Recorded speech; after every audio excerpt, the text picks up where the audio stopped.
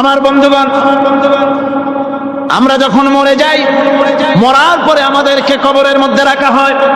কবরের ভিতরে রেখে আমাদেরকে বলা হয়, যারা কবরে রাখে তারা বলে, মৃত্যু ব্যক্তিকে কবরে রাখার সময় বলে, বিসমিল্লাহি আলা মিল্লাতি রাসূলিল্লাহ, আল্লাহর নামে রসুলের দলে উঠাই দিয়ে গেলাম।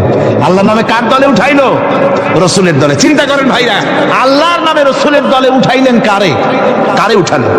এই লোকটি তার যৌবনকালে যত মিছিল করেছে, ধর্ম নিরপেক্ষতাবাদের পক্ষে মিছিল করেছে, জীবনে যা কিছু করেছে সব করেছে মানুষের তৈরি করা মতবাদের জন্য। তার ভোট ইসলামের কাজে লাগে নাই, তার ইলেকশন ইসলামের কাজে লাগে নাই, তার দেওয়ালের লেখা ইসলামের কাজে লাগে নাই, তার বক্তৃতা, তার টাকা পয়সা ইসলামের কাজে লাগলো না। মরে গেছে, পরে মরা মানুষটারে উঠাইয়া বললা রসুলুল্লাহর দলে উঠাইয়া দিলাম। এখন বলো রসুলুল্লাহ কেন তোমার মতো মরা লাশটাকে তিনি গ্রহণ করতে যাবে? তোমার জীবনের কোন কাজই তো ইসলামের জন্য কাজে লাগলো না। তোমার জীবনের একটা দীর্ঘ তো ইসলামের কাজে লাগে নাই। মরছো, তারপরে তোমার মরা লাশ রাসূলুল্লাহ বহন করতে যাবেন কেন? কি দায় টাকা পড়েছে তার? কুল ইন্না সালাতি ওয়া নুসুকি ওয়া মাহইয়ায়া ওয়া মামাতি লিল্লাহি রাব্বিল আলামিন। সবাই পড়েন, ইন্না সালাতি ওয়া নুসুকি ওয়া মাহইয়ায়া ওয়া মামাতি লিল্লাহি রাব্বিল আলামিন।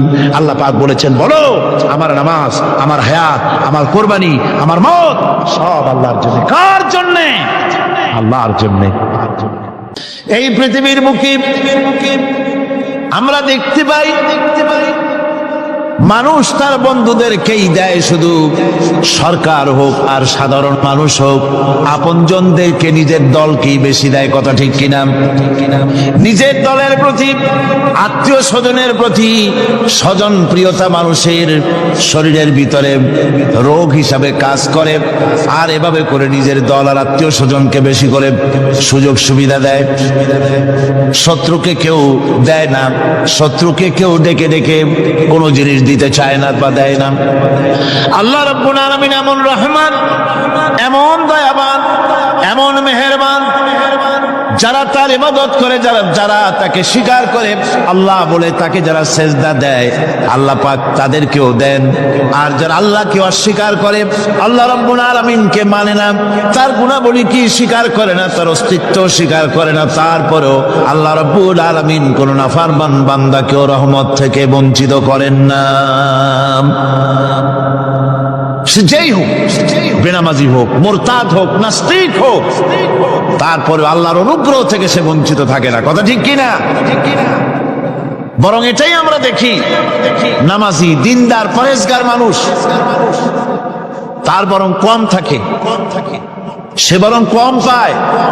বাড়ি নাই, ঘর নাই, কলকারখানা নাই, আর নামাজ রোজা করে না, হজ যাকাত করে না, আল্লাহর সাথে বিরোধিতা করে, আল্লাহরে মানেই না, বলে দেয়ার ইজ নো গড, স্রষ্টা বলতে কেউ নাই। ইট, ড্রিঙ্ক অ্যান্ড বি মেরি, এই হচ্ছে তাদের থিওরি, তাদের দর্শন, তাদের ফিলসফি। এই জাতীয় লোকগুলি বরং দেখা যায় তারা ক্ষমতা পায়, বাড়ি হয়, গাড়ি হয়, কল হয়, কারখানা হয়, সম্মান পায়। এটা হচ্ছে, এটা কেন? এর কারণ হচ্ছে আল্লাহ রাব্বুল আলামিন এই পৃথিবীর কোনো মূল্য দেন না। এই পৃথিবীর মূল্য যদি আল্লাহ পাকের কাছে একটা মশার দানার তুল্য যদি হতো, আল্লাহ পাক বিদ্রোহীদেরকে, কাফেরদেরকে এক ঢোক পানি আল্লাহ পাক গিলতে দিতেন না। এবার চিন্তা করেন, আল্লাহর ব্যাপারে যে দৃষ্টান্তটা দেওয়া হয়েছে, দৃষ্টান্তটা কত গুরুত্বপূর্ণ। মশার দানার তুল্য, মশার দানার তুল্য এই পৃথিবীর দাম নাই আল্লাহর কাছে। আপনাকে যদি কেউ 10 লক্ষ মশার দানা বহু কষ্ট করে জোগাড় করিয়া যদি কেউ দেয়, তাহলে আপনি কয় টাকা দিয়ে কিনবেন? 4 পয়সা দিয়েও একজনে বলছে 4 পয়সাও দিবে না। তাহলে বোঝেন এর কোনো মূল্য নাই। একটা মশার দানার তুল্য মূল্য আল্লাহ পাক এই পৃথিবীর দেন না, যার কারণে অবারিত উন্মুক্ত হস্তে আল্লাহ পাক সমস্ত মানুষের জন্য, প্রাণী জগতের জন্য তিনি করুণা করেছেন সকলকে। এটা হচ্ছে রহমান। আর রহিম হচ্ছে, হাদিস শরীফে বলা হয়েছে আর রহমানু রহমানুদ দুনিয়া ওয়াল আখিরাহ, রহিম ও রহিমুল আখিরাহ। মুমিন রহমান তো শুধু আল্লাহ পাক দুনিয়া এবং আখিরাতের জন্য, আর রহিম শুধুমাত্র আখিরাতের জন্য। আবার কোন কোন আয়াতে বলা হয়েছে যে আল্লাহ পাক দুনিয়ার মানুষের জন্য রহিম। একটি আয়াতে ভাবে বলা হয়েছে ওয়াল্লাযী ইউসাল্লি আলাইকুম ওয়া মালাইকাতুহু লিয়ুখরিজাকুম মিনাজ যুলুমাতি ইলান নূর ওয়া কানা বিল মুমিনিনা রহিমা। সে আল্লাহই তোমাদের প্রতি রহম করেছেন, রহমত নাজিল করেছেন এবং তার ফেরেশতাগণ এই উদ্দেশ্যে যে তোমাদেরকে তিনি অন্ধকার থেকে আলোর দিকে বের করে নিয়ে আসবেন। আর তিনি হচ্ছেন মুমিনদের জন্য রহিম, অত্যন্ত দয়াবান। আরবি ভাষায় আর রহমান অন্তর জগতের এমন একটি নম্র উচ্ছ্বাসিত অবস্থার প্রতি ইঙ্গিত করে যার ফলে তার স্বতঃস্ফূর্তভাবে নিজের থেকেই মহানুভবতা এবং প্রীতি ও মহব্বতের ইচ্ছার বহির্প্রকাশ ঘটে। তাই রহমতের মধ্যে আছে স্নেহ, আছে প্রীতি, আছে অনুগ্রহ। আল্লাহ পাকের রহমতটা কি জিনিস? সেটা হচ্ছে রহমতি ওয়াসিআত কুল্লা শাই। আমার রহমত দিয়ে সমস্ত জিনিসকে ঢেকে রাখা হয়েছে। প্রত্যেকটি জিনিসের ভিতরে আল্লাহ পাকের রহমত রয়েছে। রহমত ছাড়া এই পৃথিবীতে মানুষের চলার কোনো পথ নাই। সমস্ত ব্যাপারই আল্লাহ পাকের রহমত আর রহমত। তাবৎ সৃষ্টির দিকে যদি আমরা তাকাই, আল্লাহ পাকের সৃষ্টি জগতের দিকে তাকাই, সেখানে আল্লাহর এই করুণা ছাড়া আর কিছুই দেখা যাবে না। কোরআনে কারিমে বলা হচ্ছে ওয়াসাখখারা লাকুম মা ফিস সামাওয়াতি ওয়া মা ফিল আরদি জামিআম মিনহু ইন্না ফি যালিকা লাআয়াতিন লিকাওমিন ইয়াতাফাক্কারুন। আকাশ ও পৃথিবীতে যা কিছু আছে তা সব কিছুই আল্লাহ রাব্বুল আলামিন মানুষের তো করে দিয়েছেন। যেভাবে পারো সেভাবে তাকে কাজে লাগাও। সমস্ত জিনিসকে আল্লাহ পাক মানুষের অনুগ্রহ করে দিয়েছে তার খেদমতের জন্য, তার কাজের জন্য তৈরি করেছেন, মানুষের কাজের জন্য। সাখারা শব্দ দিয়ে বোঝানো হয়েছে সকল বস্তুই মানুষের অনুগত, মানুষ যেন তা দিয়ে তার নিজের কাজ সম্পাদন করতে পারে। অন্য আয়াতে বলা হয়েছে আল্লাহুল্লাযী খালাকাস সামাওয়াতি ওয়াল আরদা ওয়া আনজালা মিনাস সামাই মাআন ফাখরাজা বিহি মিনাস সামারাতি রিজকান লাকুম ওয়া সাখখারা লাকুমুল ফুলকা লিতাজরি ফিল বাহরি বিআমরিহি ওয়া সাখখারা লাকুম আল্লাহ রাব্বুল আলামিন তিনি আকাশ সৃষ্টি করেছেন, জমিনকে সৃষ্টি করেছেন এবং আকাশ থেকে পানি বর্ষণ করেছেন, তা দিয়ে ফসল উৎপাদন করেছেন। এই ফসলের পিছনে আল্লাহ পাকের কি বিরাট রহমত কাজ করতেছেন আপনি লক্ষ্য করেন। কাদার ভিতরে কর্দমাক্ত জমিনের ভেতরে আপনি বীজ বপন করেছেন, কর্দমাক্ত জমিনের ভেতরে বীজ বপন করে বাড়ি গিয়ে আপনি ঘুমিয়ে আছেন। আল্লাহ পাকের রহমত, তার কুদরত, ওই বীজ থেকে পাতা উদ্গত করে দিয়েছেন, শিকড় মাটির ভেতরে চলে গিয়েছে, পাতাগুলি নরম, সবে পাতাগুলি গজিয়েছে। সূর্যের তাপে পাতা মুষড়ে পড়ে গিয়েছে বিকেল বেলায়, সারাদিন সূর্যের প্রখর তাপ লেগেছে। মানুষকে খাওয়াবার জন্য আল্লাহ রাব্বুল আলামিনের কি বিরাট রহমত কাজ করতেছে লক্ষ্য করুন। রাতের বেলায় আল্লাহ পাক শিশির বিন্দু নাজিল করে দেন, কণা কণা শিশির বিন্দু ওই মুষড়ে যাওয়া পাতার উপরে পড়ে গিয়ে সারা রাত এভাবে সুন্দর ঠান্ডা বাতাস আর শিশির বিন্দু যত্ন করে করে মুষড়ে যাওয়া পাতাটিকে সকালবেলা পর্যন্ত তরতাজা সজীব আর প্রাণবন্ত করে দেন। এরপরে গাছ বড় হলো, তার ভিতরে রব্বুল আলামিন ধান দিলেন, গম দিলেন, এভাবে করে যত্ন করে তার শুরু থেকে শেষ পর্যন্ত প্রত্যেকটি গাছকে খাদ্য ব্যবস্থাকে আল্লাহ রব্বুল আলামিন নিজ যত্নে নিজ কুদরতে আপন রহমতে সবগুলিকে লালন পালন করে মানুষের হাতে তুলে দিলেন। মানুষকে আল্লাহ পাক সর্বশ্রেষ্ঠ মর্যাদা দান করেছেন, যার কারণে আল্লাহ পাক বলেছেন ওয়ালাকাদ কাররামনা বানি আদম, আদম সন্তানকে আমি সম্মান দিয়েছি, মর্যাদা দিয়েছি। আর সেই মর্যাদা দেওয়ার কারণে যত খাদ্য তার সামনে পেশ করেছি আল্লাহ পাক আপন রহমতে সব খাদ্যগুলিকে প্যাকেট করে বান্দাদের সামনে হাজির করে দিয়েছেন। কোনো খোলা খাবার দেওয়া হয়নি, কারণ মানুষ হচ্ছে আল্লাহ পাকের শ্রেষ্ঠ মেহমান, মর্যাদা সম্পন্ন প্রাণী, মর্যাদা সম্পন্ন মেহমান এই মানুষ। তার সামনে কলা দেওয়া হলো কভার করে, প্যাকেট করে। আনারস বলেন, আম বলেন, কাঁঠাল বলেন, যত রকমের ফল আল্লাহ পাক দান করলেন, বেদানা বলেন, আপেল বলেন, সমস্ত ফলগুলিকে খাবারগুলিকে আল্লাহ পাক প্যাকেট করে করে আপন রহমতে বান্দাদের সামনে হাজির করে দিয়েছেন। তার এত দয়া, তার দয়াই আকাশ থেকে বৃষ্টি হয়, সেই বৃষ্টিতে ফসল ফলে। তার দয়ায়, তার রহমতে তিনি পানি মানুষের আয়ত্তে করে দিয়েছেন। এই পানির উপরে জাহাজ পরিচালনার জন্য আল্লাহ পাক সুযোগ করে দিয়েছেন। জাহাজ পরিচালনা করা হচ্ছে সমুদ্রের ভেতরে মানুষের জন্য। এভাবে করে আল্লাহ পাক সব জিনিসকে তার সুযোগের মধ্যে এনে দিয়েছে।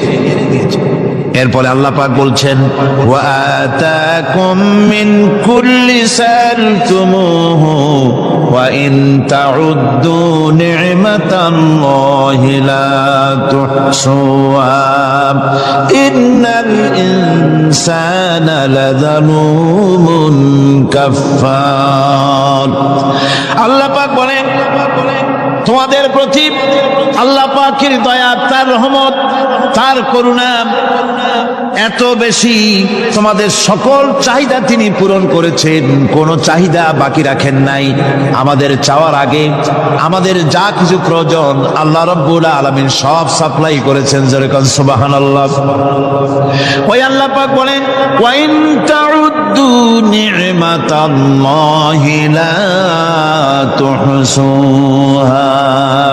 বান্দারে আমার নিয়ামত যদি গণনা করো, গুনতে গুনে গুনে গুনে আমার নিয়ামতকে গুনে শেষ করতে পারবা না। এত অসংখ্য নিয়ামত ছড়িয়ে ছিটিয়ে রেখেছি বিশ্ব জুড়ে, সর্বত্র সব জায়গায় আমার করুণার ছোঁয়া তোমার চোখের সামনে পড়বে। আল্লাযী জাআলা লাকুমুল আরদা মাহদা ওয়া জাআলা লাকুম ফীহা সুবুলান লাআল্লাকুম তাহতাদুন। আল্লাহ পাক যিনি জমিনকে, এই পৃথিবীকে তোমাদের জন্য বিছানার মতো বিছায় দিয়েছেন, আর বিচারণের জন্য সমতল পথ তৈরি করে দিয়েছেন। এই পৃথিবীটা তোমার জন্য কি সুন্দর করে আল্লাহ পাক একটা গালিচার মতো করে বিছায় দিয়েছেন, সবুজ ঘাস তাতে রয়েছে। এই পৃথিবীর মাটি আল্লাহ পাক মানুষের জন্য কি সুন্দর ঘাটিতে পরিণত করে দিয়েছেন। এই মাটি আল্লাহর রহমতটা দেখুন, একদিকে মাটি নরম, আবার এমন নরম নয় যে 10 তলা 20 তলা 50 তলা বিল্ডিং করলে পরে এর ভারের চোটে ভিতরে ঢুকে যাবে, এরকম নরম নয়। যেখানে যতটুকু প্রয়োজন ফসল ফলাবার জন্য বৃষ্টি দিয়ে মাটি নরম করে ফসল ফলাবার ব্যবস্থা করা হয়। আবার বিল্ডিং তৈরি করার জন্য মাটি যেমন শক্ত হওয়া দরকার তেমন শক্ত আল্লাহ পাক করে দিয়েছেন। এখন তো 130, 35, 40 তলা পর্যন্ত, তারও বেশি তলা বিল্ডিং তৈরি হচ্ছে। এই পৃথিবী যেন আমাদের নিয়ে নড়াচড়া করতে না পারে সেজন্য আল্লাহ পাক পাহাড় সৃষ্টি করেছেন। আল্লাহ কোন জিনিস খেলতামশার জন্য তৈরি করেন নাই। গতকাল এই আয়াতটি আমি পড়েছিলাম, الذين يذكرون الله قياما وقعودا وعلى جنوبهم ويتفكرون في خلق السماوات والأرض ربنا ما خلقت هذا باطلا।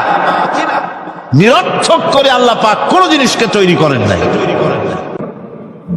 সুতরাং আল্লাহ পাক খেল তামাশায় বস্তু করে কিছুই তৈরি করেন নাই, সবগুলিকে আপন রহমতে তৈরি করেছেন মানুষের সৃষ্টি জগতের জন্য, যার দ্বারা মানুষ উপকৃত হতে পারবে। এর জন্য তিনি হচ্ছেন রহমান।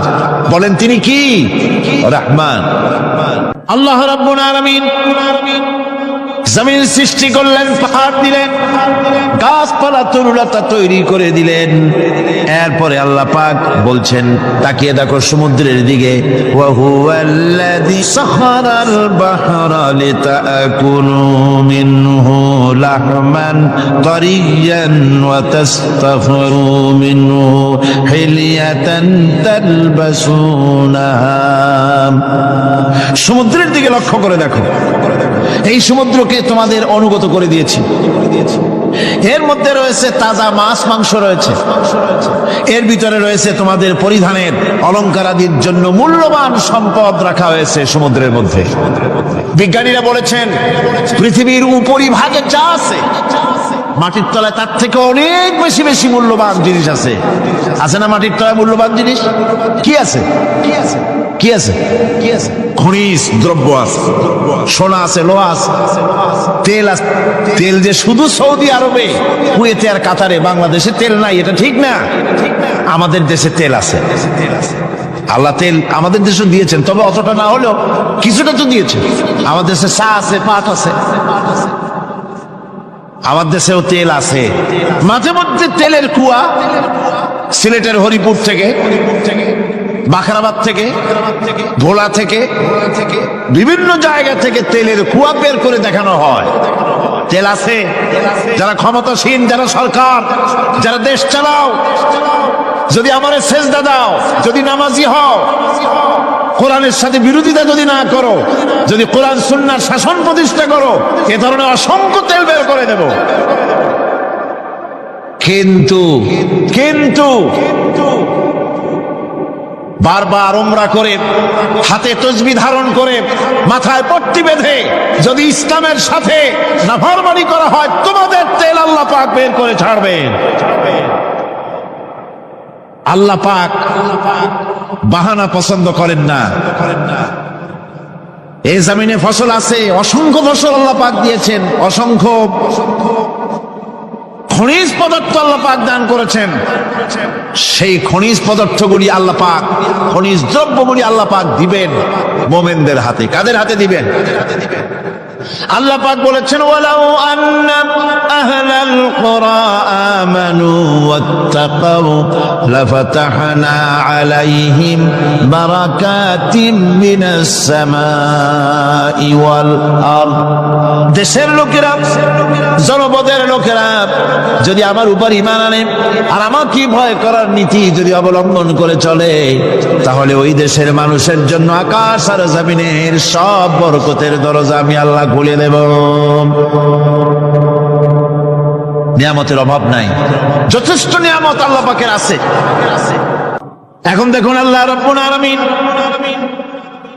তার রহমতের নমুনা প্রাণী জগতের দিকে লক্ষ্য করে দেখেন। আল্লাহ রাব্বুল আলামিন সমস্ত প্রাণী জগৎ, দুনিয়ায় মানুষ বাদে যত প্রাণী আছে সমস্ত প্রাণীর দিকে তাকান। মানুষের কথা তো গতকাল বলেছি। সমস্ত প্রাণীগুলিকে আল্লাহ রাব্বুল আলামিন তাদের সাথে তাদের সমস্ত জিনিস দিয়ে দিয়েছেন। এর মধ্যে কোনোটাকে আল্লাহ পাক বোঝা বহন করার জন্য কোনো প্রাণীকে তৈরি করেছেন, আবার মানুষের জন্য, জিহাদের জন্য, যুদ্ধ করার জন্য কোন প্রাণী তৈরি করেছেন, চাষাবাদ করার জন্য প্রাণী তৈরি করে দিয়েছেন।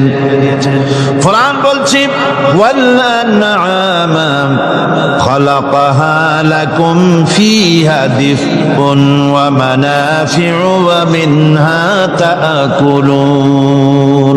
তিনি বিভিন্ন ধরনের জীব পয়দা করেছেন, যার থেকে তোমাদের শীতের পোশাক এবং অন্যান্য কল্যাণকর কাজ যেন তোমরা করতে পারো, সেজন্য পশুর গায়ে যে পশম দেওয়া হয়েছে, এতে পশুরও কাজ হয়।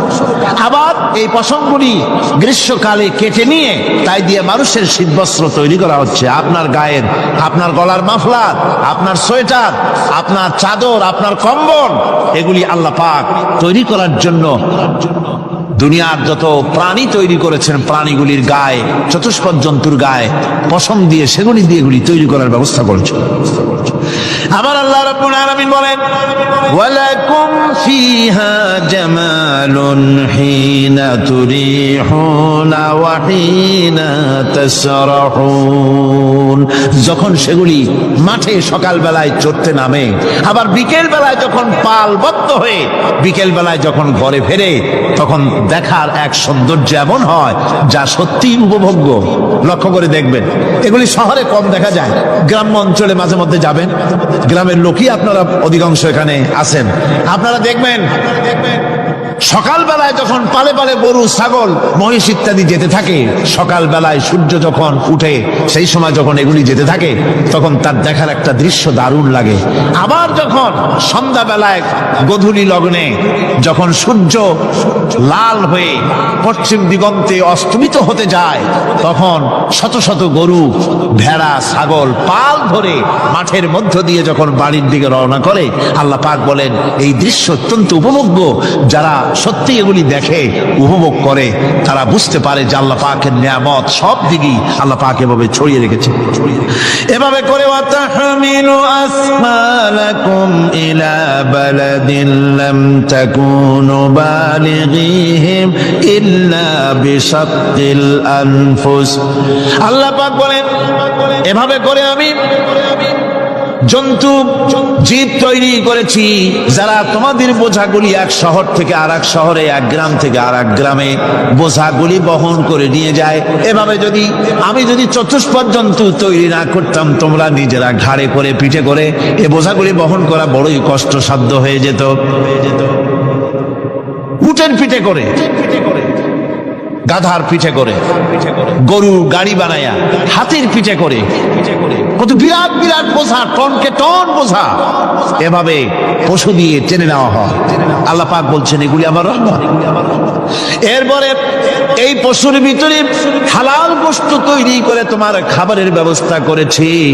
ওয়া ইন্না লাকুম ফিল আনআমি লাইবরা নুসকিকুম মিম্মা ফি বুতুনিহি মিন বাইনি ফারসিন ওয়া দামিন লাবানান খালিসান সাইগাল লিশশারিবিন। তোমাদের চতুষ্পদ জন্তুর মধ্যে দেখবে বুদ্ধিমান, দূরদৃষ্টি সম্পর্ক লোক যারা, তাদের জন্য আমি এর মধ্যে নিদর্শন রেখেছি। তোমাদের দুগ্ধবতী গাভীগুলি, যার দ্বারা তোমরা দুধ পাও, এগুলি জমিনের ঘাস খেলো, খড় খেলো, আর এর দ্বারা রক্ত তৈরি হলো, পায়খানা তৈরি হলো, পেশাব তৈরি হলো। পাশাপাশি রাস্তা দিয়ে পরিষ্কার সুস্বাদু দুধ আমি আল্লাহ রব্বুল আলামিন তোমাদের জন্য দান করেছি। এত নিয়ামত আল্লাহ পাক দিলেন, আল্লাহ পাকের বিনিময় কিছুই চান নাই। কিছু চাইছেন নাকি? এই জন্য আল্লাহ রব্বুল আলামিনের নবী বলেছেন, আল্লাহর সৃষ্টি জগতের উপরে, তার সৃষ্টি নৈপুণ্যতার উপরে কেউ যদি গবেষণা করে, চিন্তা করে একটা ঘন্টা, আল্লাহ পাক তার আমলনামায় 60 বছরের নফল ইবাদতের সব লিখে দিবেন। কি সোজা কথা। চিন্তা করতে হবে, গবেষণা করতে হবে আল্লাহ পাক কি নিয়ামত দিয়েছেন। ওয়া মা বিকুম মিন নি'মাতিন ফামিনাল্লাহ। যত নিয়ামত আমরা পেয়েছি সব কার কাছ থেকে? জোরে সোরে চিল্লায় এখন, কার কাছ থেকে? সমস্ত নিয়ামত এসেছে আল্লাহ পাকের কাছে থেকে। আল্লাহ রাব্বুল আলামিন বলেন তিনি হচ্ছেন রহমান।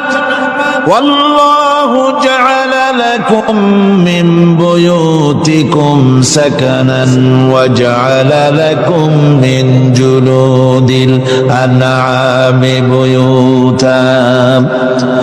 আল্লাহ পাক বলছেন তোমাদের জন্য তোমাদের ঘর সমূহকে আল্লাহ পাক স্থিতি লাভের, স্বস্তি শান্তি লাভ করার জন্য আল্লাহ পাক একটা স্থান করে দিয়েছেন, জায়গা করে দিয়েছেন। আমরা যে ঘর বানাই, এই ঘর বানাবার পেছনে আল্লাহ পাকের কত বড় নিয়ামত।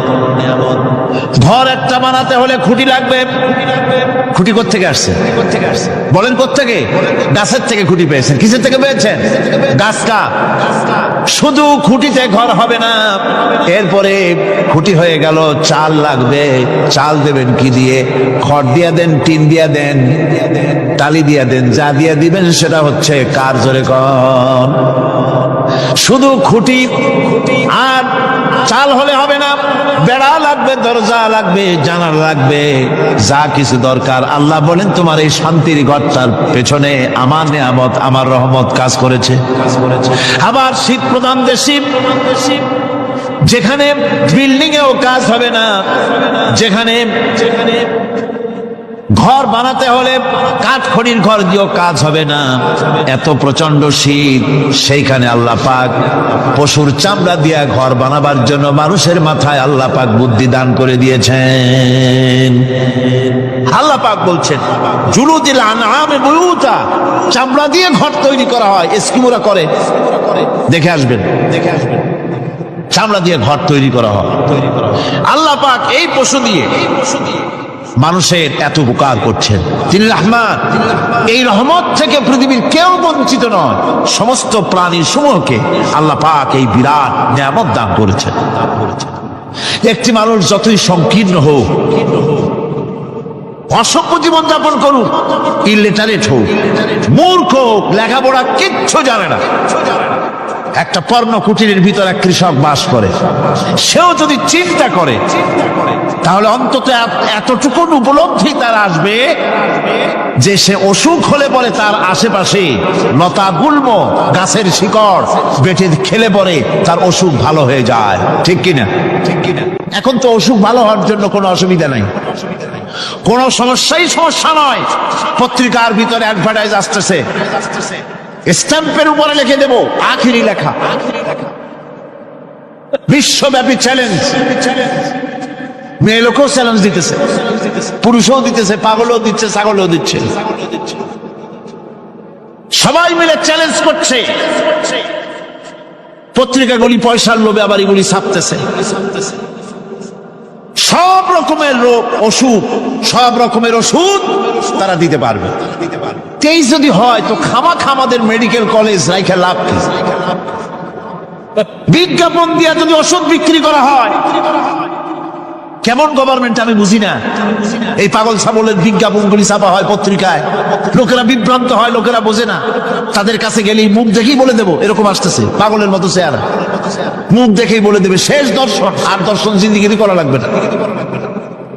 ছোট্ট ছোট্ট পোলাপানো এরকম এক এক জায়গায় হইতেছে।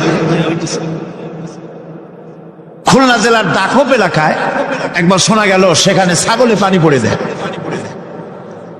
যে যাবে তার রোগ ভালো হবে। কি শিক্ষিত কি অশিক্ষিত সমানে গিয়ে লাইন দিতে লাগলো। ছাগলের বাড়ি, ছাগলের কাছে পানি ধরে, এখন ছাগলের কাছে কিছু ধরলি তো সে শোকে, শুকতে গেলেই মনে করে যে পড়িয়ে দিছে, দম করে দিছে, আর খাইতেছে। এরপরে ছাগল আলার বাড়ি এক ছাগল দিয়া হাতির মালিক হয়ে গেছে সে, বাড়ি বিল্ডিং টিল্ডিং করে সর্বনাশ। কি আজীব তামাশা, কি আশ্চর্য দেশ। এমন কোন রোগ নাই যে এই সমস্ত পাগল ছাগলের চিকিৎসা ভালো না হবে। এগুলি অ্যাডভার্টাইজ দিয়ে চলছে। আল্লাহ পাক মানুষকে অসুখ দিয়েছেন, অসুখের আবার ওষুধও দিয়েছেন। কাল আলহামদুলিল্লাহ। লিকুল্লি দাইন দাওয়া, প্রত্যেকটি রোগের ওষুধ আল্লাহ তৈরি করেছেন। সুবহানাল্লাহি ওয়া বিহামদিহি। কালো জিরা সম্পর্কে রাসূল করিম সাল্লাল্লাহু আলাইহি ওয়াসাল্লাম বলেছেন, হাদিহি হাব্বাতুস সাওদা, এটা হচ্ছে কালো দানা। দাওয়াউন লিকুল্লি দাইন ইল্লা সাম, মৃত্যু ছাড়া সকল রোগের ওষুধ কালো জিরার মধ্যে আছে। আবার মধু সম্পর্কে আল্লাহ পাক বলেছেন, এটি হচ্ছে গোটা পৃথিবীর সমস্ত মানুষের জন্য রোগের প্রতিষেধক। একজন নিরক্ষর মানুষও, যিনি লেখাপড়া কিছুই জানে না, সে লোকটাও টের পায় অসুখ বিসুখ হলে সে আশেপাশে লতা গুল্ম বেটে তার থেকে তার রোগ নিরাময় করতে পারে। রৌদ্রের দাবানল থেকে বাঁচার জন্য সে গাছের আশ্রয় নিতে পারে। তরুণ গাছ থেকে ফার্নিচার তৈরি করতে পারে। আবার এই গাছ থেকে সুস্বাদু ফল পেতে পারে। আর এই গাছ যখন বুড়ো হয়ে যায় তখন তার দিয়ে সে ফার্নিচার তৈরি করতে পারে। অসংখ্য নিয়ামত তার চতুর্পাশে ছড়ানো থাকে।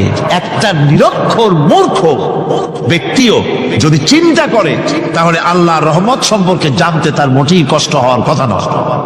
মূল কথা হলো চিন্তা করা, গবেষণা করা। আল্লাহ পাক এই জন্য বারবার বলেছেন, লা আয়াতিন লিকাউমিন ইয়াতাফাক্কারুন, লা আয়াতিন লিউলিল আলবাব, যারা নাকি চিন্তাশীল গবেষক, মাথায় গিলুটুলু যাদের আছে, ওরা এগুলি খুব ভালো করে বুঝবে। আল্লাহ রাব্বুল আলামিন এই পৃথিবীকে তার রহমত দিয়ে ছেয়ে রেখেছেন, অসংখ্য রহমত দিয়ে রেখেছেন।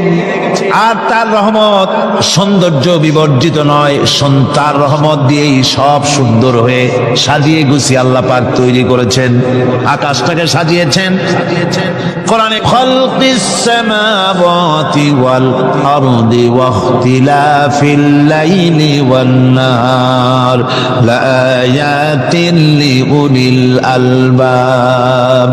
নিঃসন্দেহে এই পৃথিবী যারা জ্ঞানবান, যারা চিন্তাশীল, তারা আকাশ এবং জমিনের সৃষ্টির ব্যাপারে চিন্তা করবে, রাত এবং দিনের পরিবর্তনের ব্যাপারে তারা গবেষণা করবে। রাত দিনের পার্থক্য মানুষের জীবনকে পদ্ধতিগত দিক থেকে দুই ভাগে বিভক্ত করেছে। একটা হচ্ছে দিন আর একটা হচ্ছে রাত। وَجَعَلْنَا اللَّيْلَ لِبَاسًا وَجَعَلْنَا النَّهَارَ مَعَاشًا। আল্লাহ পাক বলেন, আমি দিনকে রুজি রোজগার করার জন্য, কামাই রোজগার করার জন্য দিন তৈরি করেছি, আর আরাম করার জন্য আমি রাতকে তোমাদের জন্য আচ্ছাদন করে দিয়েছি। তোমাদের জন্য রাতকে আরাম করার জন্য করে দিয়েছি। দিনের বেলায় কাজ করবে, রাতের বেলায় আরাম করবে। আল্লাহ সুবহানাহু ওয়া তাআলা তিনি বলছেন, আমার রহমতেই পৃথিবীর মাটি থেকে তোমাদের ফসল উৎপাদিত হয়। তোমরা দেখো, আফারাআইতুম মা তাহরুতুন আনতুম তাজরাউনাহু আম নাহনুজ জারিউন। জমিন থেকে ফসল কে উদ্গত করে? উদ্ভিদকে কে গজায়? তুমি গজাও না, আমি গজাই। আল্লাহ পাক বলেন, সমস্ত উদ্ভিদগুলি আমি তোমাদের জন্য গজায় দেই, উঠায় দেই।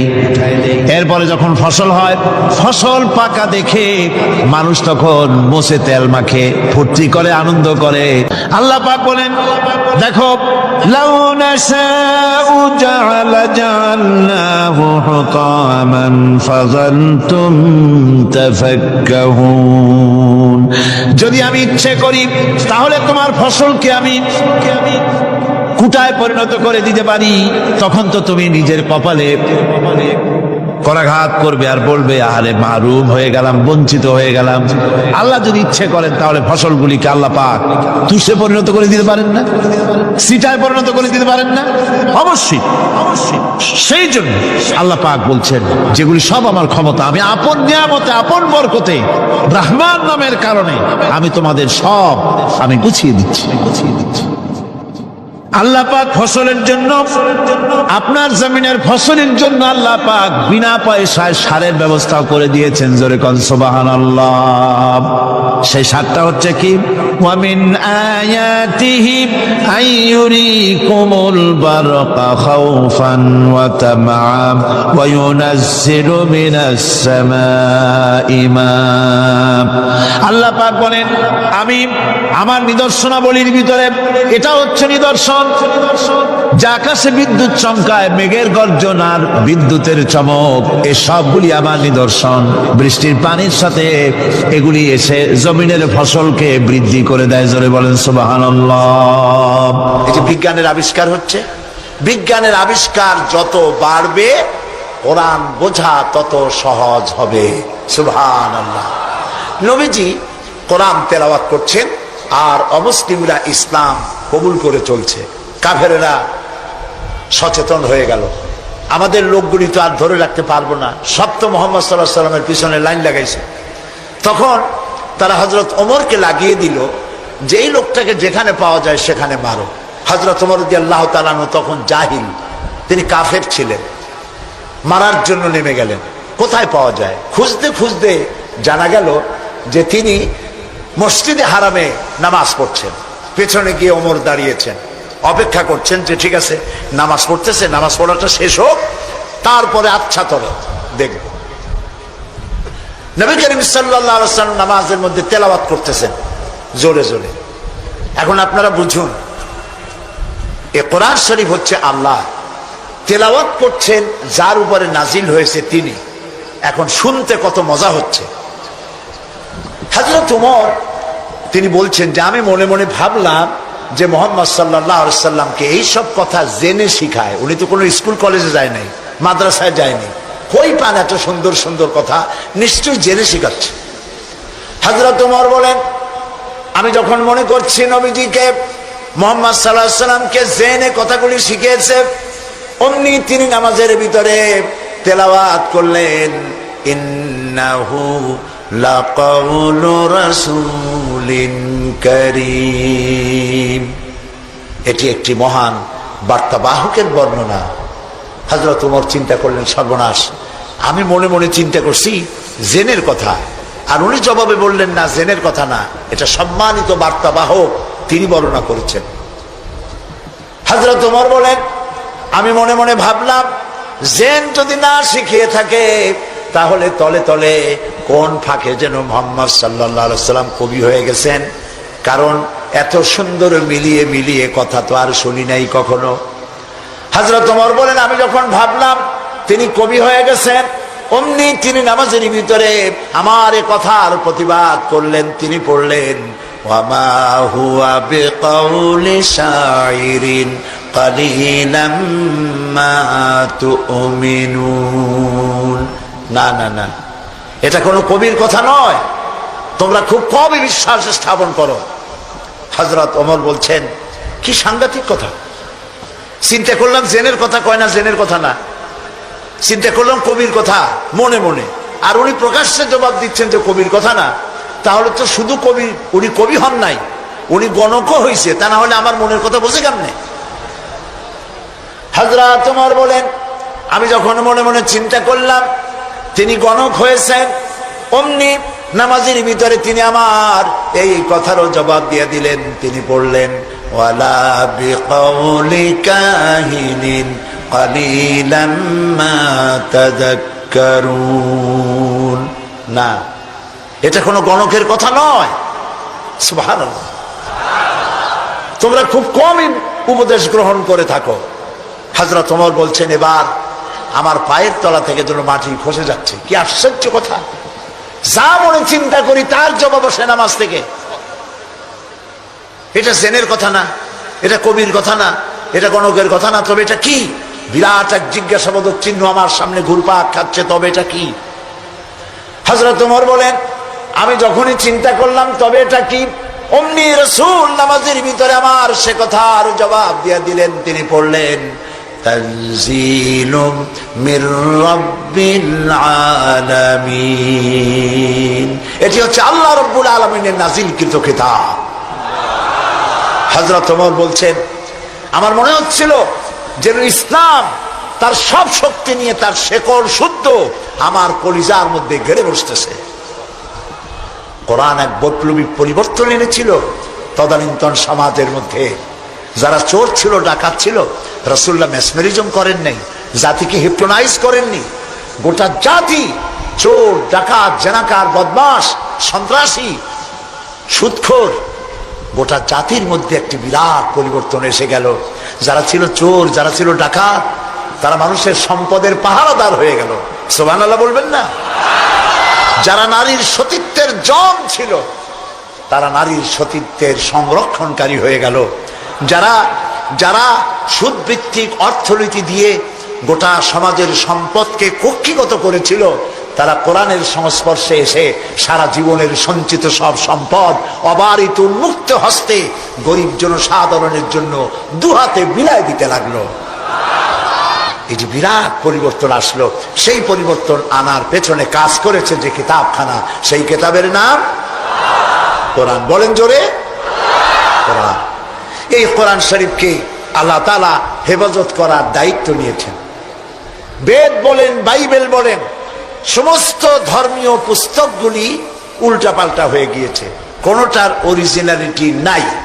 আপনি চ্যালেঞ্জ করতে পারেন বুক ফুলাইয়া, বর্তমান বিশ্বে খ্রিস্টানদের কাছে যে বাইবেল আছে, লুক, যোহন, মার্ক, মথি, scripture, new testament, old testament বলতে যা কিছু বুঝায়, ওদের কাছে আল্লাহর কিতাব বলে তারা যে দাবি করে, চ্যালেঞ্জ হয়েছে বর্তমান যুগে খ্রিস্টানদের কাছে যে বাইবেল আছে এর মধ্যে একটি ওয়ার্ডও আল্লাহর নয়, সব তাদের বানানো। এই চ্যালেঞ্জের মোকাবেলা খ্রিস্টান জগৎ করতে পারে নাই। কিন্তু কোরআন শরীফ সম্পর্কে এই কথা কেউ বলতে পারবে না যে একটি অক্ষরও মানুষের তৈরি করা। সুবহানাল্লাহ। এটিকে হেফাজত করেছেন কে? আল্লাহ রাব্বুল আলামিন বলেন, ইন্না নাহনু নাযালনা যিকরা ওয়া ইন্না লাহু লাহাফিজুন। কোরআন নাজিল করেছি আমি, আর সংরক্ষণের দায়িত্ব আমি আল্লাহ আমার নিজ হাতে গ্রহণ করেছি। সুবহানাল্লাহ। কোরআন হেফাজতের ব্যবস্থা দেখুন, আল্লাহ তাআলা কোরআন হেফাজত করেছেন। সিন্ধুকের ভিতরে করেন নাই, তাহলে পোকামাকড়ে খাইতে পারতো, নষ্ট করে ফেলতে পারতো। ব্যাংকের লকারে রাখেন নাই, লোহার সিন্ধুকে রাখলে এটা ড্যাম হতে পারত, এটা ফাঙ্গাস পড়তে পারত, এটা নষ্ট হয়ে যেতে পারত। আল্লাহ তাআলা হেফাজতের এমন ব্যবস্থা করলেন যা পৃথিবীর কোন জাতির ধর্মীয় গ্রন্থকে হেফাজতের এই ব্যবস্থা নাই। সেটা কি? সেটা হলো আলমারিতে নয়, সিন্ধুকে নয়, ব্যাংকের লকারে নয়, মানুষের মেমোরির ভিতরে, কলিজার মধ্যে, ব্রেনের মধ্যে আল্লাহ পাক কোরআনকে হেফাজত করে দিয়েছেন। এমন জায়গায় রেখেছেন যেখান থেকে ফাঙ্গাস পড়া অথবা পোকামাকড় ঢুকে, তেলা পোকা, উই পোকা, সার পোকা ঢুকে নষ্ট করবে এমন কোনো সম্ভাবনা নাই। চুরি হবে, ডাকাতি হবে, পরিবর্তন হবে এমন কোনো সুযোগ নাই। কোরআন মানুষকে মুখস্থ করা আল্লাহ সহজ করেছেন। সুবহানাল্লাহ। সূরা কামার, সূরা কামারের মধ্যে আল্লাহ রাব্বুল আলামিন 4 বার বলেছেন, ওয়ালাকাদ ইয়াসসারনাল কুরআনা লিযিকর ফাহাল মিন মুদ্দাকির। অবশ্যই কোরআন মুখস্থ করার জন্য আর বোঝার জন্য আমি আল্লাহ মানুষের কাছে সহজ করে দিয়েছি। সুবহানাল্লাহ। মানুষ এখন মুখস্থ করতেছে। কোরআন যারা মুখস্থ করছে তাদের সংখ্যা, এক জরিপে জানা গেছে সারা পৃথিবীতে কোরআন যারা মুখস্থ করেছে তাদের সংখ্যা 5 কোটি ছাড়াই গেছে। ময়মনসিংহে হাফেজ নাই, আছে সর্বত্র। সেবার লন্ডনে এক মাদ্রাসায় আমাকে দাওয়াত করা হলো, হেফজখানা। যারা মুখস্থ করেছে কোরআন তাদের মাথায় পাগড়ি পরাবার জন্য। এখন মাদ্রাসা মুখস্থ করা, কোরআন মুখস্থ করার মাদ্রাসা লন্ডনে হয়েছে। আলহামদুলিল্লাহ। কোন ইসলাম ডুবাই দেবো, মিটাই দেবো, যতই চিল্লা, এটা বন্ধ করার ক্ষমতা পৃথিবীর কোন মানুষের নাই। এটা বন্ধ করার ক্ষমতা বুশের নাই, বুশের বাবেরও নাই। সুবহানাল্লাহ বলে। প্রিয় ভাই সব, সেই ইংল্যান্ডে আজ আর নাই যে ইংল্যান্ডে এখন থেকে 150 বছর আগে মাত্র একটা মসজিদ ছিল। সেই ইংল্যান্ডে এখন মসজিদের সংখ্যা 8,000 ছাড়াই গেছে। কেমনে বন্ধ করবা ইসলাম? ফেরাউন যত চেষ্টা করছে মুসারে আসতে দেবে না, আল্লাহ মুসা আলাইহিস সালাম নিয়ে ফেরাউনের ঘরেই লালন পালন করছে, ঠিক কিনা? তো সেই মাদ্রাসার ছাত্রদেরকে মাথায় পাগড়ি পড়াতে পড়াতে 10-12 দিন ছেলে, ছোট্ট একটা ছেলে আসছে এতটুকু স্যার।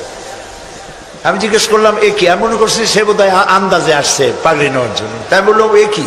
বলেছে এর মাথায় তো পাগড়ি দিবেন কেন? কয় যত হাফেজ। আশ্চর্য, কত বয়স কত? কয় 7-7.5 বছর হবে। সুবহানাল্লাহ, আমার চোখে পানি এসে গেল। আমার কাছে মনে হলো যেন আল্লাহ তাআলা প্রশান্ত মহাসাগরকে একটা ঝিনুকের মধ্যে আল্লাহ তাআলা ঢুকাই দিয়েছেন। কোরআনের হেফাজতের মালিক কে? আরো জোরে বলুন। তিনি হেফাজতের দায়িত্ব নিয়েছেন। এখন এই কোরআন থেকে আমি কিছু কথা আলোচনা করতে চাই স্বল্প সময়ের মধ্যে। আলোচনা করব সেই জায়গা দিয়ে যেই জায়গাটি থেকে আলোচনা করলে পরে আমাদের আকীদা দুরস্ত হয়ে যাবে। আল্লাহ তো সংখ্যা বেশি চান না, আল্লাহ চান কোয়ালিটি। কোয়ান্টিটির প্রয়োজন না, কোয়ালিটির প্রয়োজন। 313 জন মুসলমান দিয়ে যা হয়েছে, আজকে পৃথিবীতে 150 কোটি মুসলমান দিয়ে তা হচ্ছে না, ঠিক কিনা বলেন? সত্য কিনা? এমন সময় তো ছিল যখন মুসলমানেরা একটা খেজুর ছিঁড়ে ছিঁড়ে 8-10 জন দাঁতে লাগাইয়া চাবাইছে। 1 গ্লাস পানি অনেকজন মানুষের ঠোঁট ভিজিয়ে তারপরে লড়াই করেছেন। এরপরে গোটা পৃথিবীর অর্ধেকটা পৃথিবী মুসলমানদের পায়ের উপরে চুমো খেয়েছে। আজ মুসলমানের সংখ্যা বেড়েছে কিন্তু কোয়ালিটি বাড়ে নাই। কোয়ালিটি বাড়াবার জন্য ফাউন্ডেশন হচ্ছে তাওহীদ, তাওহীদে বিশ্বাস, শিরক থেকে বাঁচা আর তাওহীদে বিশ্বাস স্থাপন করা। এই আকীদা যদি মজবুত না হয় তাহলে আমাদের সংখ্যা যতই বাড়ুক, কাফের এবং দুশমনদের সামনে আমরা হেয় প্রতিপন্ন, লাঞ্ছিত হতে বাধ্য হব। সেই জন্য আমি আপনাদের সামনে একটি জায়গা থেকে আলোচনা করতে চাই।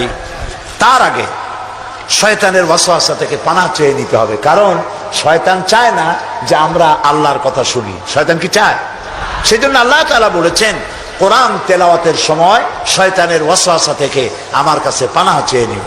আপনারা সবাই আমার সাথে পড়ে, বিতাড়িত মরদুদ শয়তানের ওয়াসওয়াসা থেকে পানাহ চাই, পরম করুণাময় আল্লাহর নামে শুরু করছি।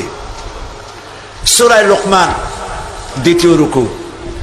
وَلَقَدْ آتَيْنَا لُقْمَانَ الْحِكْمَةَ أَنِ اشْكُرْ لِلَّهِ وَمَنْ يَشْكُرْ فَإِنَّمَا يَشْكُرُ لِنَفْسِهِ وَمَنْ كَفَرَ فَإِنَّ اللَّهَ غَنِيٌّ حَمِيدٌ وَإِذْ قَالَ لُقْمَانُ لِابْنِهِ وَهُوَ يَعِظُهُ يَا بُنَيَّ لَا تُشْرِكْ بِاللَّهِ إِنَّ الشِّرْكَ لَظُلْمٌ عَظِيمٌ সাদাকাল্লাহুল আযীম। 2টি আয়াত আমি আপনাদের সামনে তেলাওয়াত করেছি। অর্থ হচ্ছে, আর অবশ্যই আমি লোকমানকে জ্ঞান দান করেছি এবং তাকে বলেছি যে তুমি আল্লাহর প্রতি কৃতজ্ঞ হও।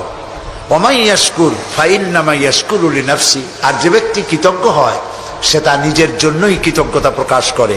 ওয়া মান কাফারা, আর যে ব্যক্তি অকৃতজ্ঞ, ফাইন্নাল্লাহা গানিয়্যুন হামিদ, আর জেনে রেখো আল্লাহ তাআলা কারো কৃতজ্ঞতার, কারো প্রশংসার মুখাপেক্ষী নন। তিনি হামিদ, নিজের থেকে নিজেই প্রশংসিত। এটি হলো আমার তেলাওয়াতকৃত আয়াতের তরজমা। এখন এই আয়াত থেকে কিছু কথা আমি আপনাদের সামনে আলোচনা করতে চাই। ফ্যানটা আমার দিকে একটু ডাইরেক্ট করে দেন। সেটা হলো এই, আল্লাহ তাআলা বলছেন ওয়ালাকাদ আতাইনা লুকমানাল হিকমা, আমি লোকমানকে জ্ঞান দান করেছি। লোকমান সম্পর্কে আমাদের অনেকের ধারণা যে লোকমান ছিলেন পয়গম্বর বা নবী বা রসুল ছিলেন। এটি ঠিক নয়। হযরত লোকমান নবী না, রসুল না, তাকে আল্লাহ জ্ঞান দান করেছিলেন। কে জ্ঞান দান করেছিলেন বলুন? আল্লাহ তাআলা তাকে জ্ঞান দান করেছিলেন। হযরত লোকমান ছিলেন একজন বাদশার, একজন রাজার, তিনি ছিলেন কৃতদাস। এখন একদিন বাদশার কাছে খবর এলো যে আপনার যে খাদেম, যে গোলাম লোকমান, সে তো বড় বুদ্ধিমান মানুষ। বলে কেমন? যেখানেই যায় উট ভেড়া ছাগল ইত্যাদি তো পালে, তো যখন যেখানে যায় উট ভেড়াগুলো ছেড়ে দিয়ে তারপরে এক জায়গায় বসে, আর সব রাখালরা তার চারদিকে এসে বসে যায়, আর উনি জ্ঞানপূর্ণ কথা বলে, তার জ্ঞানের কথা শুনে মানুষগুলি হা করে তাকায় থাকে। বাদশা মনে করলেন যে আমার ভেড়া ছাগল রাখে, তার যদি হয় এত জ্ঞান, তো তারে তো আমার আটকায় রাখা ঠিক না। আচ্ছা জ্ঞানটা কেমন, তো একটু পরীক্ষা তো করি। একদিন লোকমানকে তিনি ডাকলেন, ডেকে বললেন, লোকমান তুমি এক কাজ করো, আমার যে ছাগলগুলি তুমি পালতেছো, একটি ছাগলকে জবাহ করে ওর ভিতর থেকে ছাগলের শরীরের সব থেকে উৎকৃষ্ট অংশটা আমার জন্য নিয়ে আসো। হাজরাতে লোকমান একটা ছাগল জবাহ করলেন এবং ছাগলের কলিজা এনে পিরিসে করে ওনার সামনে হাজির করে দিলেন। কয়েকদিন যাওয়ার পর বাদশাহ আবার বললেন, আজকে আরেকটা ছাগল জবাহ করো এবং তার শরীরের নিকৃষ্ট অংশটা আমার সামনে নিয়ে আসো। লোকমান আরেকটা ছাগল জবাহ করলো এবং ওই ছাগলের কলিজাটা পিরিসে করে এনে হাজির করে দিল। বাদশাহ বলল, আমি শুনছিলাম তোমার নাকি অনেক জ্ঞান, এই বুঝি জ্ঞানের পরিচয়? আমি যেদিন চাইলাম, প্রথম বললাম সব থেকে উৎকৃষ্ট জিনিস আনো, তুমি কলিজা নিয়ে আসলা, সব থেকে নিকৃষ্ট জিনিস চাইলাম, তখনও তুমি নিয়ে আসলা কলিজা, তোমার জ্ঞানের পরিচয় তো পাইলাম না। লোকমান বললেন, হযরত লোকমান হাকিম বললেন, জাহাপানা, আপনি আমার মধ্যে জ্ঞানের পরিচয় কি পেয়েছেন পান নাই সেটা বড় কথা না।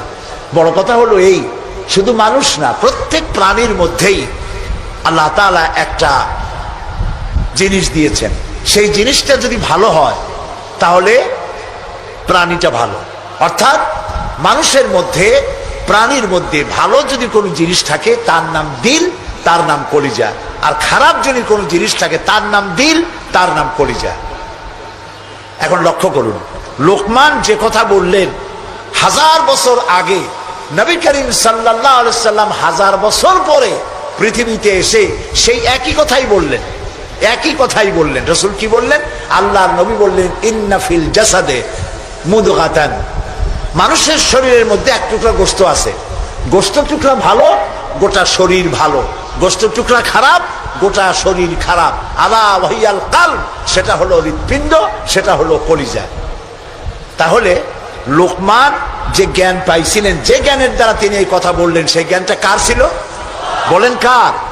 আর রাসূল যে জ্ঞান পেয়েছিলেন সেই জ্ঞানটা কার? কাজী আল্লাহর পক্ষ থেকে যে জ্ঞান আসে সেই জ্ঞানের কথা একরকম হয়, কিন্তু বুদ্ধিজীবী, দার্শনিক, তাদের কথা এক হয় না, বিজ্ঞানীদের কথাও এক হয় না। বিজ্ঞানের তো একটা থিওরি এরকম আছে যে বিজ্ঞানের কোনো থিওরি ফাইনাল নয়। বুদ্ধিজীবীদের কথাই ধরুন, কার্ল মার্কস বলেছেন মানুষ পেট সর্বস্ব জীব, আলফ্রেড বলেছেন মানুষ সেক্স সর্বস্ব জীব, আবার ডারউইন এসে বললেন এগুলি তোমরা যা বলো একটাও ঠিক না, মানুষ মোটে মানুষই না। বলে মানুষ কি? মানুষ হল বান্দর। তো চিন্তাবিদ, বুদ্ধিজীবী, দার্শনিক, তাদের কথায় মিল নাই, নবীদের কথায় মিল আছে না নাই? বলেন, জোরে বলেন, আছে না নাই? আপনি কি এইরকম একজন দুইজন নবীর খবর জানেন? এক নবী বলেছে আল্লাহ এক, আর একজন বলেছেন বেশি হইতে পারে, নাউজুবিল্লাহ। শুনেছেন এরকম? একজন বলেছে মৃত্যুর পরে আরেকটা জীবন আছে, কবর আছে, হাসর আছে, বিচার আছে, সিরাত আছে, মিজান আছে, বেহেশত আছে, দোজখ আছে। আর এক নবী বলছেন নাও থাকতে পারে। এরকম হয়েছে? হয় নাই। আদম আলাইহিস সালাম থেকে মুহাম্মদ সাল্লাল্লাহু আলাইহি সাল্লাম পর্যন্ত সমস্ত নবীদের কথা কয় রকম? স্লোগান কয়টা? সব নবীদের স্লোগান একটি, আর তাদের সবার কথা এক। কারণ তাদের কাছে যে কথা এসেছে একটি অফিস থেকে এসেছে। অফিসটা কার? চিল্লায় বলুন। সমস্ত নবীদের স্লোগান এক ছিল। আদম আলাইহিস সালাম থেকে শুরু করে বিশ্ব নবী মুহাম্মদ রাসূলুল্লাহ সাল্লাল্লাহু আলাইহি ওয়াসাল্লাম পর্যন্ত সব নবীদের স্লোগান ছিল। আলামিনের থেকে জ্ঞান যারা পায় তাদের কথার মধ্যে কোনো বৈপরীত্য হয় না। হযরতে লোকমান বললেন, এই যে কলিজার কথা, দিল, কালব, হার্ট, এটা ভালো, সব শরীর ভালো, এটা খারাপ, সব খারাপ। মন যদি ভালো হয় হাত ভালো কাজ করবে, বলেন ঠিক কিনা? হাত ওজনে কম দেবে না। মন ভালো, ওজনে কম দেবে না, হাত খাদ্যে ভেজাল দেবে না, জমিনের আইল ঠেলবে না, পরনারী স্পর্শ করবে না। সুবহানাল্লাহ বলেন। আর মন যদি খারাপ হয়, চোখ শুধু খুঁজে বেড়াবে মেয়ে লোক কোথায়, পাও খুঁজে বেড়াবে খারাপ জায়গা কোথায়, হাত খুঁজে বেড়াবে খারাপ জিনিস কোথায়, ঠিক কিনা? মন ভালো, সব ভালো। এই দিল আবার 3 প্রকার হয়। দিল কয় প্রকার? 3 প্রকার। কোরআন থেকে বলছি, দিল তিন প্রকার, সুস্থ দিল, অসুস্থ দিল, মৃত্যু দিল। এই তিন প্রকারের দিল। এখন আসুন অ্যানালাইসিসের মাধ্যমে আমরা দেখি আমাদের কোন দিল। সুস্থ দিল কাকে বলে? আল্লাহ রাব্বুল আলামিন বলেন, আল-ইয়াওমা লা ইয়ানফাউ মালুন ওয়ালা বানুন ইল্লা মান আতাল্লাহা বিকলবিন সালিম। এটি হলো সুস্থ দিল। সেই কিয়ামতের দিনে মাল, ধন, সন্তান, সন্ততি কোনো কাজে আসবে না, শুধু উপকারে আসবে প্রশান্ত আত্মা নিয়ে। কেউ যদি প্রশান্ত কাল্ব নিয়ে কেউ যদি আল্লাহর দরবারে উপস্থিত হয়, সেই দিলটা কাজে লাগবে। এটা হলো সুস্থ দিল। অসুস্থ দিল কোনটা? ফি কুলুবিহিম মারাদুন ফাযাদাহুমুল্লাহু মারাদা। তাদের দিলের মধ্যে ছিল একটি রোগ, সেই রোগকে আল্লাহ আরো বৃদ্ধি করে দিলেন। অসুস্থ দিলের নমুনা কি? ওয়াজ ভালো লাগে, সিনেমাও খারাপ লাগে না, মসজিদও ভালো লাগে, কীর্তনও খারাপ লাগে না। এই যে দুইটা ভালো লাগে, এটি হলো অসুস্থ দিল। এটার নাম কি? আছেন আমাদের সমাজে, কয় যে হুজুর ওয়াজ শুনতে খারাপ লাগে না, কিন্তু গান যখন শুনি তাও মজা লাগে, মসজিদও ভালো লাগে, সিনেমাও খারাপ লাগে না। আছেন এরকম লোক? আছে। এটা কেন? এটা হলো এই জন্য যে ইমানের মধ্যে জং ধরে গেছে। সাপে যদি রাত্রে কামড়ায়, রাতের বেলায় সাপে কামড়াইছে, ওজার কাছে যায় লোকেরা। মোমেন শাহীতে ওজা আছে না? ওজার কাছে যায়, যে বলে সাপে কামড়াইছে। এখন ওজা প্রথমে টেস্ট করবে যে সাপটা বিষধর সাপ না বিষহীন সাপ। সাপ তো দুই রকম আছে। যে সাপে কামড়াইলে তাৎক্ষণিকভাবে লোক মারা যায়, ওই সাপরে মোমেন শাহীতে কি বলে?